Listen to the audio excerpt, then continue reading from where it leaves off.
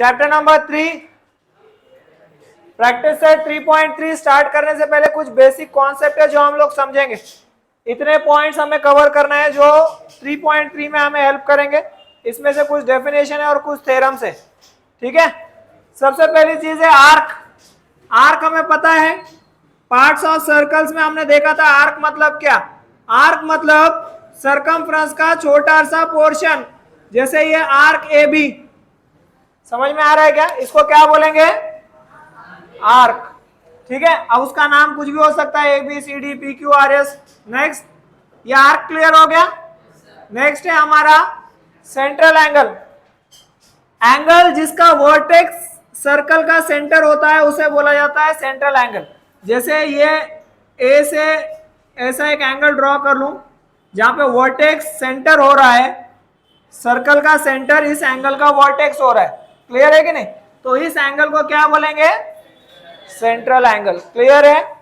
और अगर central angle और आर्क एक जगह आते हैं तो यह आर्क जो सेंट्रल एंगल के एंड पॉइंट को टच हो रहा है इसको बोला जाता है इंटरसेप्टेड आर्क। क्या बोला जाएगा?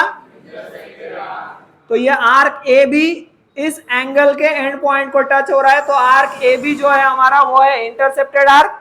और ये एंगल कौन सा है? Central angle. क्लियर है? हाँ, ये एंगल जरूरी है कि वो सेंटर को टच हो। अगर वो सेंटर को टच ना होकर कहीं से भी जा रहा है तो वो सेंट्रल एंगल नहीं है। और अगर ऐसे भी टच हो रहा है सपोज सेंटर को, तो भी वो सेंट्रल एंगल नहीं है। ये वर्टेक्स पे ही सेंटर आना चाहिए, ये भी सेंट्रल एंगल नहीं है।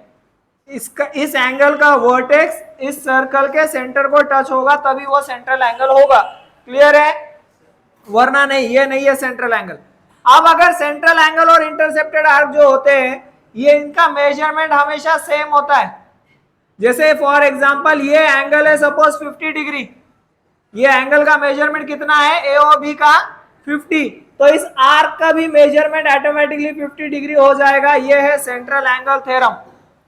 सेंट्रल एंगल थ्योरम हमें बताता है कि जो एंगल का मेजरमेंट होता है वही उसके इंटरसेप्टेड आर्क का मेजरमेंट हो जाता है। तो अगर एंगल 50 का है तो आर्क भी कितने का हो गया? ये 4 पॉइंट क्लियर हो गए। नेक्स्ट है हमारा कॉन्ग्रुएंट आर्क्स। कॉन्ग्रुएंट आर्क्स मतलब क्या? ऐसे आर्क जिनका मेजरमेंट सेम हो। जैसे फॉर एग्जांपल ये एंगल कितने का है तो ये आर्क कितने डिग्री का हुआ? ये एंगल देखो BOC कितने का है तो ये आर्क BC कितने का हुआ? तो इनका मेजरमेंट सेम है। तो ऐसे आर्क जिनका मेजरमेंट सेम होता है वो कौन से आर्क होते हैं? Congruent arcs. क्लियर है? नेक्स्ट है sum of all arcs of a circle. अगर एक ही सर्कल में एक से ज्यादा आर्क आ रहे हैं, जैसे फॉर एग्जांपल ये सेंटर है O, यहां पर है सपोज A, यहां पर है सपोज B, यहां पर है सपोज C, तो इसमें कितने आर्क बन गए? देखो, एक हो गया AB, दूसरा हो गया BC और तीसरा हो गया, ये तीनों को मिलाएंगे तो पूरा सर्कल बन जाएगा। तो अगर इन तीनों का मेजरमेंट लेते हैं, measure of arc AB plus measure of arc BC plus measure of arc AC, ये सर्कल बना रहा है। सर्कल बना रहा है मतलब टोटल उसका हो जाएगा 360। So sum of all arcs of a circle is always 360 degree. Clear है? अब ऐसे आर्क जो सेमी सर्कल में आ रहे हो, सेमी सर्कल यानी क्या? सेमी सर्कल यानी आधा सर्कल।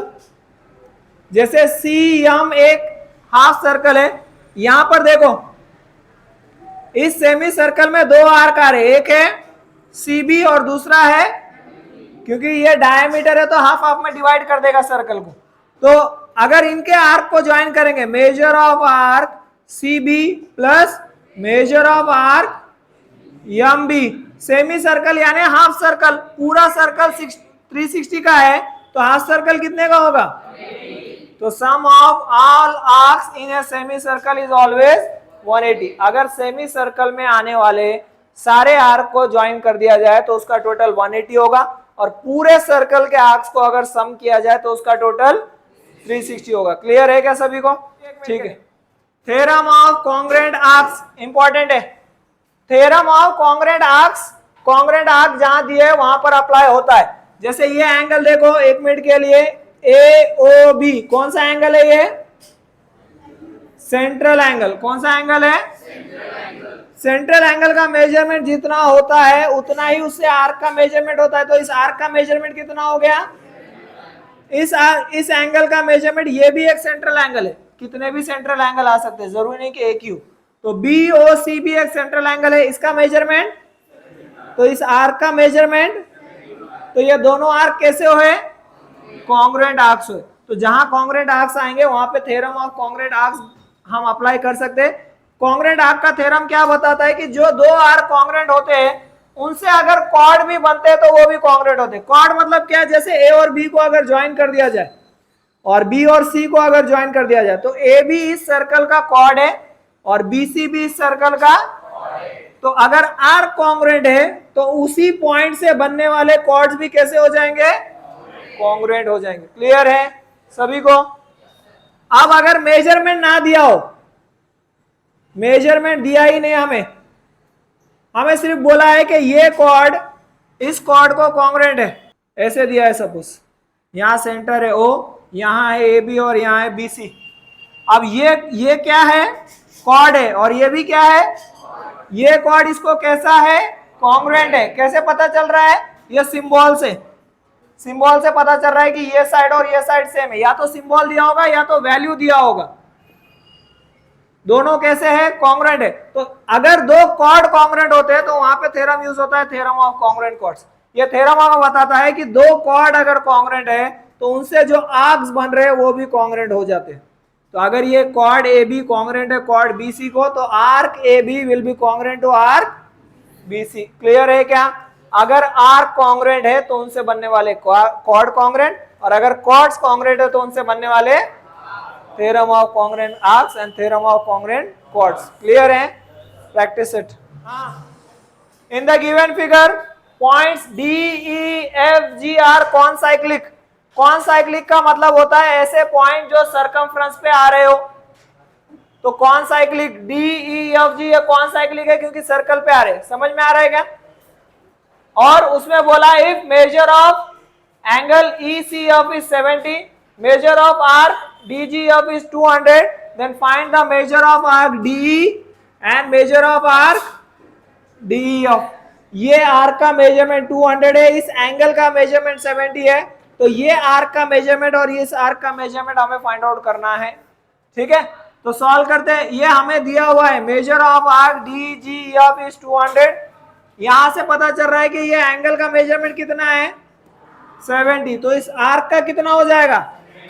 वहीं से स्टार्ट करेंगे। In circle with centre C, measure of angle E C F is equal to 70 degree. ये है हमारा given. Therefore measure of arc E F will also be 70 degree by central angle theorem. कि ये angle और ये arc कैसा होगा? Same होगा। तो ये 70 है तो ये भी कितना हो गया? 70। Equation number 1। और हमें बोला है कि major of arc D G F ये कितना है? 200 गिवन। इक्वेशन 2 दे दो चाहो तो। अब देखो ये डी जी एफ ले लो एक साइड और ई एफ ले लो एक साइड। क्या बच गया इसमें से? फिर डी ही बच गया। डी को भी मिला देंगे तो पूरा सर्कल बन जाएगा 360, और तीनों को ऐड करेंगे तो हमें पता है क्या हो जाएगा? 360। तो यानी इनके सम को ऐड करते हैं। मेजर ऑफ आर्क, हाँ, D G F plus measure of arc E F plus measure of arc D is equal to 360। कैसे आया? Property of sum of all arcs of a circle. Circle के सारे arcs को add करेंगे तो 360 होगा। इसका पता है अपने को 200, इसका भी पता है 70, इसका नहीं पता तो इसको लिखो measure of arc D is equal to 360। कहां से वैल्यू पता चले? ये फ्रॉम इक्वेशन 1 एंड 2। इसको ऐड कर लो। 270 plus measure of arc D is equal to 360। Measure of arc D is equal to 360 minus 270। Measure of arc D कितना हो गया 90। इसको दे दो equation number 2, sorry equation number 3। अब हमें फाइंड आउट करना है arc DEF। So measure of arc DEF। DEF में दो आर्क आ रहे, एक है DE और एक है EF। तो measure of arc DE plus measure of arc EF। इसका ऐड होने का रीजन है कि E is in between D and F। तो इसका DE का वैल्यू है अपने पास, कहां पर है DE का वैल्यू, यहां पर 90, और EF का वैल्यू है यहां पर 70। तो 90 प्लस 70 कहां से पता चला है, फ्रॉम इक्वेशन 1 एंड 3। 90 प्लस 70 160। तो measure of arc DEF is equal to 160। इतना ही हमें फाइंड करना है और यही हमारा आंसर है। क्लियर है क्या सभी को, लिख कर लो। Question number 2, in the given figure triangle QRS is an equilateral triangle, then prove that first one chord, हाँ क्या दिया है, आर्क दिया है कि कॉर्ड दिया है, arc RS is congruent to RQS is congruent to RQR. Measurement of RQRS is 240 degree.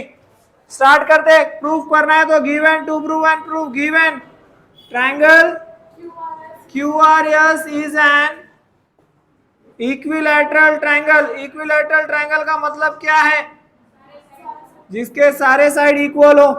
To prove, क्या प्रूव करना है, first one arc RS is congruent to arc QS is congruent to arc QR. Second, measurement of arc QRS is equals to 240 degree. Proof start करते हैं, जहां से दिया है वहां से स्टार्ट करेंगे। Triangle QRS is an equilateral triangle। अगर ये इक्विलैटरल ट्रायंगल है तो इसके सारे साइड इक्वल होंगे। Therefore segment RS is equals to segment QS is equals to segment QR। Properties of equilateral triangle। अब इसको प्रॉपर्टी लिखो या साइड्स ऑफ इक्विलैटरल ट्रायंगल लिखो, दोनों का मतलब एक ही है। इक्विलैटरल ट्रायंगल में सारे साइड इक्वल होते। अच्छा, ये ट्रायंगल के तो साइड है, लेकिन सर्कल के क्या है, कॉर्ड है। That is chord RS is congruent to chord, equal मतलब congruent, chord QS is congruent to chord QR। इसको चाहो तो congruent लिख सकते हैं अपन इक्वल को, ठीक है। अब हमें पता है कि अगर chords congruent होते हैं तो उनसे बनने वाले आर्क भी कैसे हो जाते हैं, कैसे पता चल रहा है, bye theorem of congruent chords। हमें पता है कि कॉर्ड कॉन्ग्रुएंट तो उनसे बनने वाले आर्क कॉन्ग्रुएंट।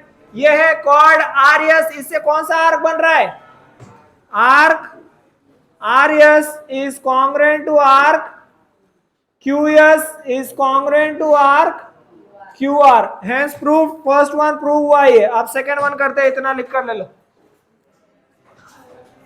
ठीक है, हो गया। इसको देते हैं इक्वेशन नंबर 1। अब हमें फाइंड करना है, अब हमें प्रूव करना है कि मेजर ऑफ आर QRS कितना है। QRS मतलब ये पूरा। अच्छा, QRS में दो पार्ट बन रहे हैं, कौन से QR और, तो 240 कैसे प्रूव करेंगे, हाँ, sum of all arcs of a circle, यानी measure of arc RS plus measure of arc QS plus measure of arc QR is equals to 360, ठीक है, हाँ राइट। ये आर्क कॉन्ग्रुएंट है तो इनको एक की जगह दूसरा वाला लिखा जा सकता है। जैसे QS और QR की जगह मैं सभी की जगह क्या लिख सकता हूँ, RS लिख सकता हूँ, या QS की जगह या RS और QS की जगह सभी की जगह मैं QR लिख सकता हूँ। हमें QRS चाहिए, यानी QR और RS में से कोई एक वैल्यू चाहिए, तो QR रखते हैं, सभी की जगह QR लिख देंगे फ्रॉम इक्वेशन 1। तो ये क्या हो जाएगा, major of arc QR plus measure of arc QR plus measure of arc QR is equals to from equation 1 के सभी इक्वल है तो सभी की जगह दूसरे वैल्यू लिखे जा सकते हैं। QR plus QR plus QR 3 measure of arc QR is equals to measure of arc QR is equals to 360 by 3. Measure of arc QR is equals to 120. Equation number 2। अब इक्वेशन 1 और 2 को देख लो। 1 और 2 से हमें पता चल रहा है कि major of arc RS is equals to measure of arc QS is equals to measure of arc QR। अगर QR 120 का है तो ये दोनों भी कितने के हुए, यानी ये तीनों कितने के हो गए 120। हमें क्या फाइंड करना है QRS। QRS दो आर्क को मिला के बनेगा किसको किसको, सो measure of arc QS plus QR plus measure of arc RS। measure of arc QRS will be equals to measure of arc QR plus measure of arc RS। इसकी value है अपने पास, इसको दे दो equation A। From equation A 120 plus 120 कितना हुआ, hence proved. यही हमें प्रूव करना था कि QRS कितना है 240 डिग्री है। क्लियर है क्या, समझ में आ रहा है। Third one, question number 3। In the given figure chord AB is congruent to chord CD, then prove that arc AC is congruent to arc BD। अगर ये chord इसको congruent है तो ये आर्क इसको कॉन्ग्रुएंट है, हमें बताना है। तो गिवन, क्योंकि प्रूव करना है तो गिवन टू प्रूव तीनों चीजें आ जाएगी। Given chord AB is congruent to chord CD given है। टू प्रूव, क्या प्रूव करना है हमें, arc AC is congruent to arc BD। Proof start करते हैं जो दिया है उससे। chord AB is congruent to chord CD given। दो chord जब congruent होते हैं तो उनसे बनने वाले आर्क भी कैसे हो जाते हैं, bye theorem of congruent chords। क्या हो जाएगा इससे बनने वाले आर्क, chord AB से कौन सा आर्क बन रहा है, हाँ तो arc ACB is congruent to arc CBD। Clear है। अच्छा, आर्क AC को अपन और कैसे लिख सकते हैं, राइट इसको आर्क ACB को अपन ऐसे लिख सकते हैं, arc AC plus arc CB is congruent to arc CB plus arc BD। Reason बोलो, C is in between A and B and B is in between C and D। दोनों तरफ जो same है वो कैंसल, जो बच गया वो answer. Arc AC is congruent to arc BD, hence proved। ठीक है, समझ रहा है क्या।